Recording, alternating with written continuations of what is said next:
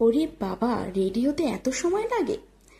ম্যাডামরা সখীর কাছে যাবেন বলে সাজুগুজু চলছিল এতদিন ধরে। এখনো কিন্তু লাস্ট টাচ আপটা এনাদের বাকি আছে, ভার্নিশিং এর পার্টটা এখনো বাকি আছে। ওটা করলেই ব্যাস সাজুগুজু পুরোপুরিভাবে কমপ্লিট। সখীদের কাছে পাড়ি দেওয়ার জন্য একেবারে রেডি। আসলে কোনো ক্রাফটিং কাজ বা ক্লে জুয়েলারি বা পেন্টিং যে কোনো কাজের উপরেই কিন্তু যদি ভার্নিশটা অ্যাপ্লাই না করা হয় তাহলে কিন্তু অনেক ক্ষেত্রে দেখা যায় যে কালারটা হয়তো টেকসই হয় না কিংবা ধুলো ময়লা জমে যায়। ভার্নিশ কিন্তু সব কিছু থেকেই প্রোডাক্টটাকে রক্ষা করে, সেভ রাখে।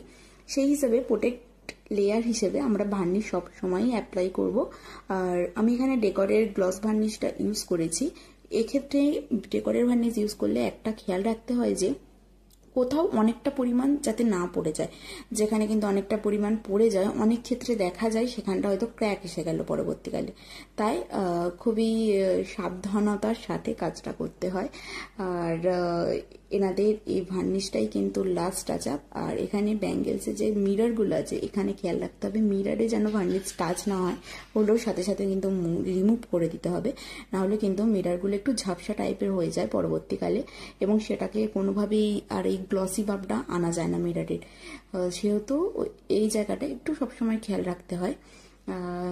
আর কালার অ্যাপ্লাই করার পর কিন্তু 2 থেকে 3 দিন ম্যাক্সিমাম টাইম দিতেই হয়। 2 দিন তো অবশ্যই দিতে হয়, না হলে কিন্তু এখানে যখন ভার্নিশ ইউজ করা হয় কালারটা গলে বেরিয়ে আসে।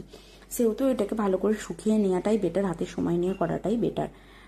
যাই হোক, সুন্দরীরা এত দিন ধরে যে রেডি হচ্ছিল তোমরা দেখে জানিও সুন্দরীদের ফাইনালি কেমন লাগছে। আর এই সেটটার দাম কিন্তু একেবারে রিজনেবল প্রাইসের মধ্যে আছে।